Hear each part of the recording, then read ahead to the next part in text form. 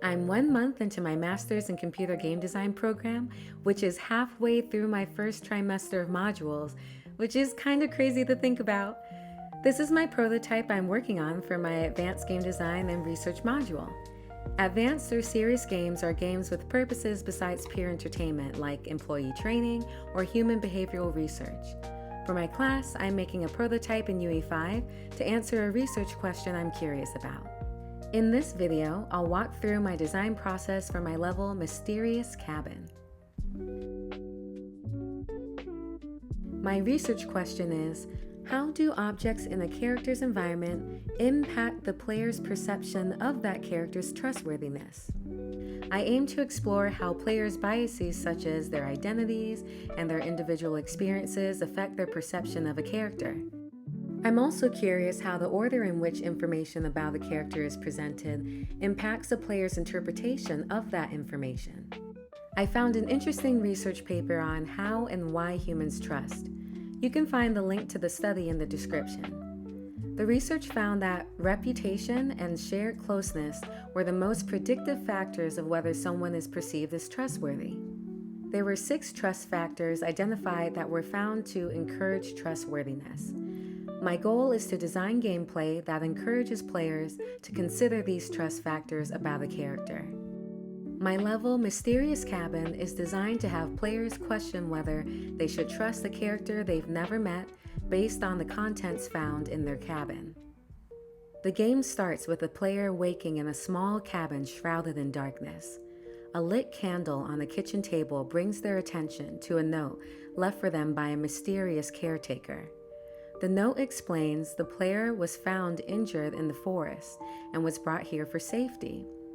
Food and medicine have been left for them, but they're warned not to leave the cabin before the mystery caretaker returns because it's dangerous outside. The player has 5 minutes to explore the mysterious caretaker's belongings in the cabin to decide whether it's safer to stay in the cabin or leave. Mysterious Cabin's design pillars are progressive disclosure, perspective, and freedom of choice. Progressive disclosure. Throughout the level, all information from the player's objective to the contents of the cabin are revealed little by little. Perspective. As players explore the cabin, each new piece of information will shape their perspective of where they are and whether they should trust their mystery caretaker. Freedom of choice. It's up to the players what areas of the cabin to explore, which objects to inspect, and whether they want to stay or leave. Here is the core game loop describing the flow of player and system-driven mechanics throughout the level.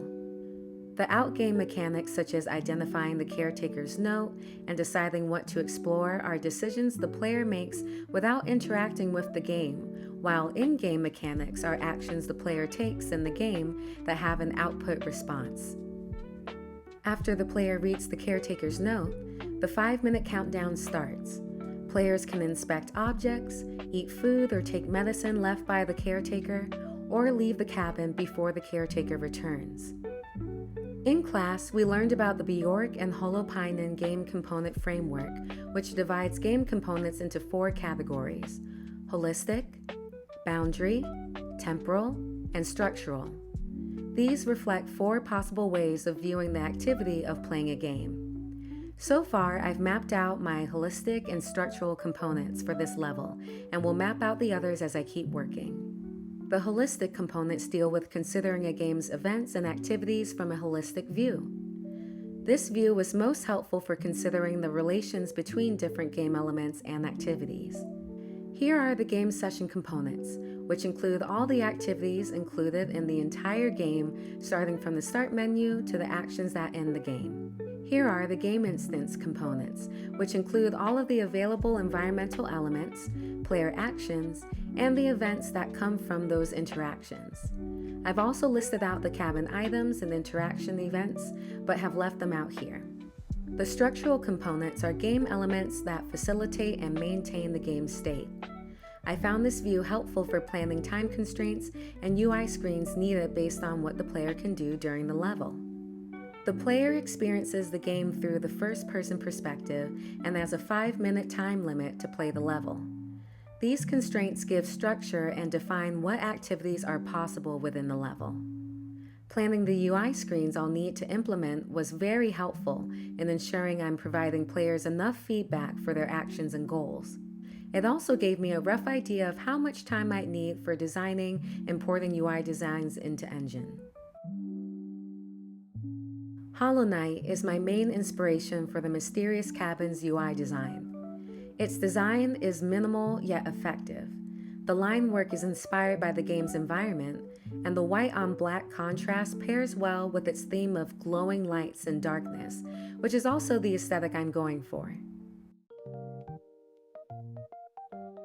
Over my final month in class, I'm going to finish coding the game's mechanics, design wireframes and port those UI designs into UE5, schedule and conduct playtest sessions, and finally, analyze and present my findings to the class.